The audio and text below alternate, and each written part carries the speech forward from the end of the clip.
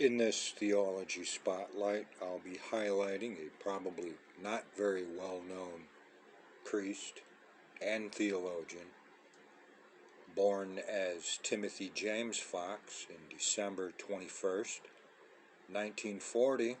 Now Matthew Fox is an American priest and theologian, formerly a member of the Dominican order within the Catholic Church. He became a member of the Episcopal Church following his expulsion from the order in 1993. I can only presume what the expulsion was involving. Perhaps he had a run-in with the power and authority structure of that particular order within Catholicism.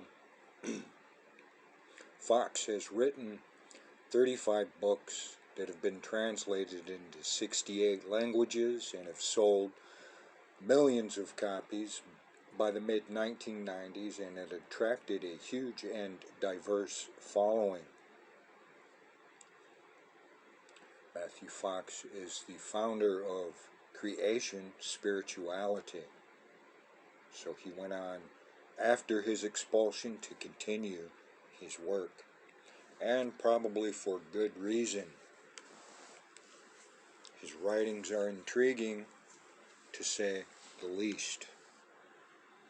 And I'm highlighting it here simply because his perspective is mystical and pantheistic in its nature. And I'll get into that as I read certain segments from his material. I'll be highlighting two books: The Coming of the Cosmic Christ being one,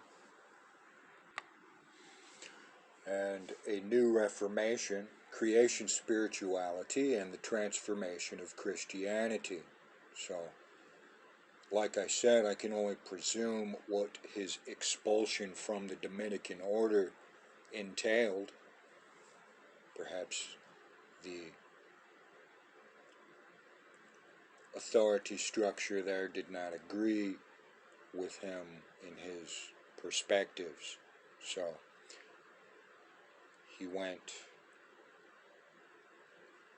largely to be independent from that at that point in his life. So a description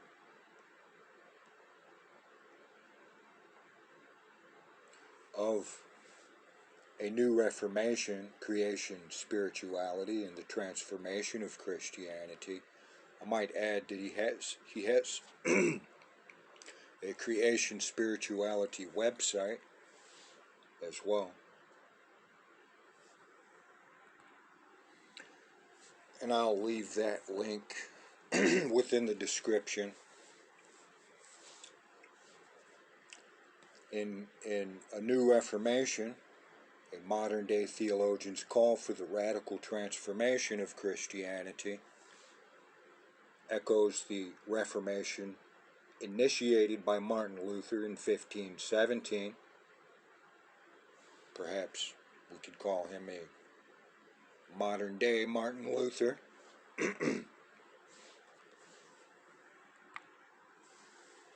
Addresses the corruption and authoritarian tendencies that distinguish today's Christian institutions from the spiritual message upon which they are founded. Offers a new vision of Christianity that values the earth, so it's very eco-friendly. You could say he's a mystic eco-theologian as well. Honors the feminine, or the sacred feminine aspect of the earth, and emphasizes spiritual tolerance. Apparently, his friends at the Dominican order didn't value that as much as he did. In 1517, Martin Luther disgusted at the corruption then reigning in the Catholic Church, nailed on the door of the Castle Church in Wittenberg, Germany, 95 Theses calling for a Reformation. During Pentecost Week 2005, former Dominican priest Matthew Fox nailed that same church door a new set of 95 Theses calling for a reawakening of the Christian spirit and a repudiation of the authoritarian, punitive tendencies that prevail in modern churches today. Both Protestant and Catholic, Fox's theses not only condemn the deep corruption in the hierarchy of the Roman Catholic Church, made evident by the sex scandals and the recent canonization of a fascist admirer of Hitler, but also speak to the loss of inspiration and resulting apathy that have emptied churches of all denominations. Fox says, at this critical time in human and planetary history, when the earth is being ravaged by the violence of war, poverty, sexism, and eco-destruction, we need to gather those who offer a future that is one of compassion, creativity, and justice to speak their conscience as never before. Religion ought to be a part of the solution, not the problem. His 95 Theses call for a new reformation, a radical transformation that will allow us to move once again from the hollow trappings of organized religion to genuine spirituality. And in a new reformation, creation spirituality and the transformation of Christianity, Reverend Matthew Fox states his case. And he has a website, and you can go to matthewfox.org. The heading is Creation Spirituality, Reawakening Mysticism, and Protecting Mother Earth. I'll leave a link below. And the next work that I'm highlighting is The Coming of the Cosmic Christ. The Healing of Mother Earth and the Birth of a Global Renaissance. Author of Original Blessing, Matthew Fox, presents his in-depth theological perspective.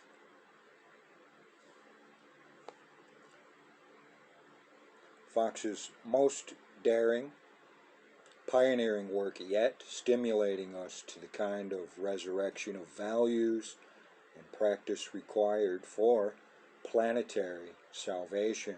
M. Scott Peck, author of The Road Less Traveled. Fox captures, as few theologians have ever done before, the feminine aspects of God so suppressed in traditional Christianity. Bishop John Spong, author of Living in Sin, The Eighth Wonder of the World, convincing proof that our Western religious traditions does indeed have the depth of imagination to reinvent its faith. Brian Swim, author of The Universe is a Green Dragon. This passionate book brings harvest and hope. Joanna R. Macy, author of Despair and Personal Power in the Nuclear Age, brings both substance or sustenance for the heart and wisdom for the head to those of us renewing a Jewish mysticism that seeks to heal the world. From Arthur Waskow, Reconstructionist Rabbinical College, author of Seasons of Our Joy, and God Wrestling. A wonderful, bold book full of risk and promise. Fox is not the first to call for a metanoia or change of mind. St. Paul did it, so did the poet Reich, and the scientist Einstein. Prophetic voices now call for a healing of Mother Earth, an experience of cosmic unity. M.C. Richards, author of Centering in Poetry, Pottery, and the Person. A brilliant and inspirational synthesis, a message of hope, hope for the mystic in us, the cosmic Christ, incarnated in each one of us. Robert Frager, founder and professor of psychology, Institute for Transpersonal Psychology. Matthew Fox is director of the Institute in Culture and Creation Spirituality at Holy Names College in Oakland, California, and editor-in-chief of Creation Magazine. He's the author of Original Blessing and many other books. And now to read a little from this book and to get to the heart of the matter, and in which Matthew Fox makes his case.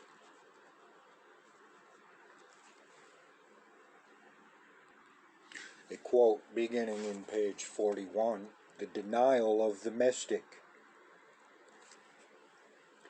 About 20 years ago, during the so-called sexual revolution, Western society dealt with the issue of the denial of our sexuality. This awakening to our sexuality was a long process, evolving over a period of a last century. It was set in motion by modern psychology, beginning with Sigmund Freud about 10 years ago with the pioneer work of physician Elizabeth Kubler-Ross and of Pulitzer Prize-winning author Ernest Becker. We began to deal in earnest with the denial of death. It is time now to address the pressing issue of Western society's dangerous and dismal denial of the mystic.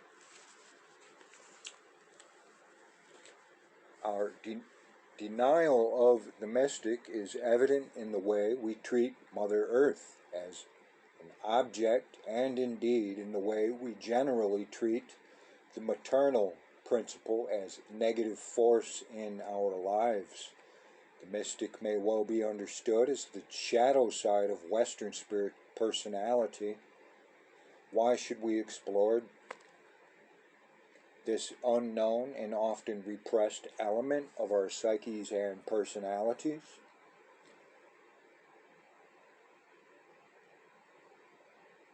Hildegard of Bingen says that the worst thing the devil can say to the human race is, "Oh, human, you do not even know who you are."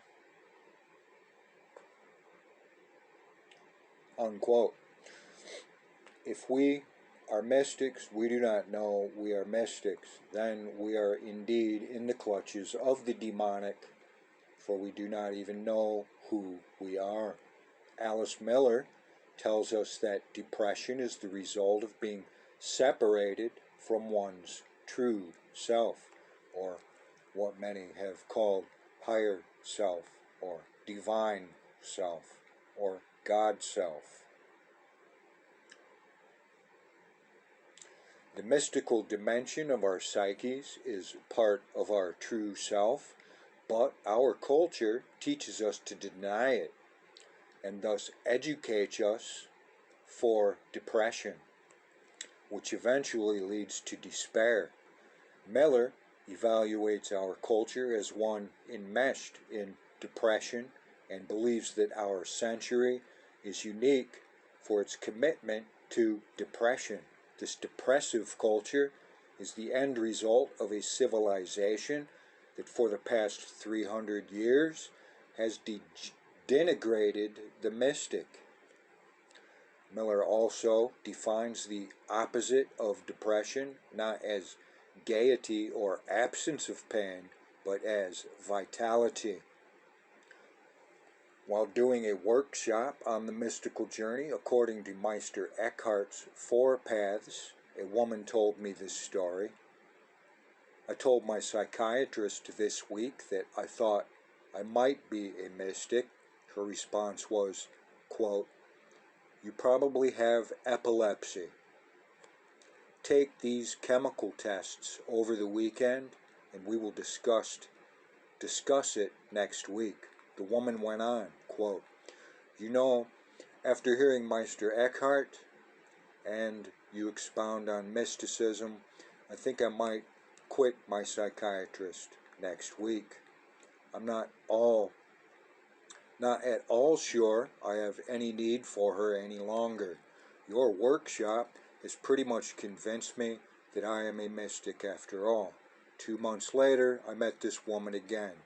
She had terminated psychiatric treatment, was saving money, and enjoying life more as a mystic.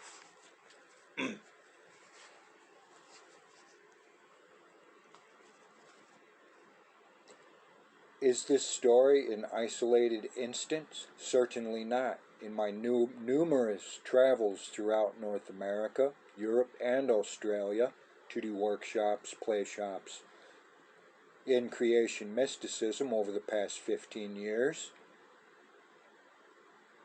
I have encountered the same reality. All kinds of persons are waking up to the mystic within them today. Yet, how seldom this awakening, this resurrection that presages the awakening and resurrection of Mother Earth herself is welcomed or nourished in our society. Gregory Bateson calls the repression of the mystical pathological, and cultural historian Jose Argelis declares that a dictatorship of reason in the modern era of Western culture has banished mysticism as a branch of the insane. Historian of religions Houston Smith comments on what he calls Christianity's ambivalence towards its mystics. The Christian West has indeed been ambivalent towards its mystics.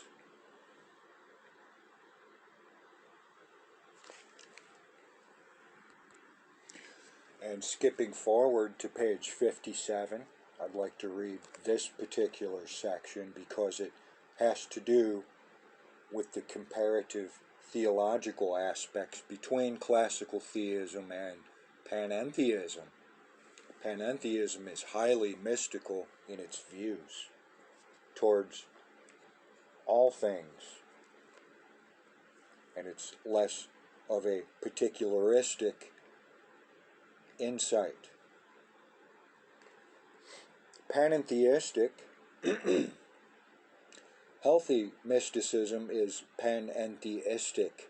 This means that it is not theistic or atheistic in its approach, which envisions divinity out there, or even in here, or even non-existent,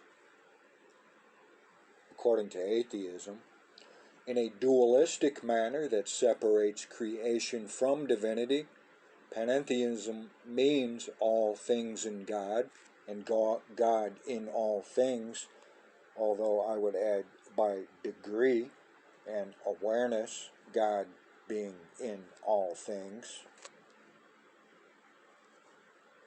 This is the way mystics envision the relationship of world self and God. Methchild of Magdeburg, for example, says, quote, "The day of my spiritual awakening was the day I saw and knew I saw all things in God and God in all things." Panentheism melts the dualism of inside and outside, and indeed, upon its insight and its awakening processes introduces non-dual awareness. Like fish in water and water in the fish, creation is in God and God is in creation. Meister Eckhart says that, quote, ignorant people falsely imagine that God created all things, unquote, in such a way that they are outside divinity. For God is in all things. The more divinity is in things, the more divinity is outside of things. See 1 John 4:16. Over the years I have met many serious spiritual seekers who called themselves atheist. Yet I have come to realize that most atheism is a rejection of theism, or its dualistic opposite. Theism, in many ways, gave birth to atheism, its opposite, and dualism. And most atheists are persons who have never had panentheism or mysticism named for them in a culture where theistic relations to divinity are celebrated at the expense of mystical or panentheistic ones. I do believe that if the only option I was given by which to envision creation's relationship to divinity was theism, that I would be an atheist too. So atheism is indeed in many ways a response to an untenable, unsustainable classical theism.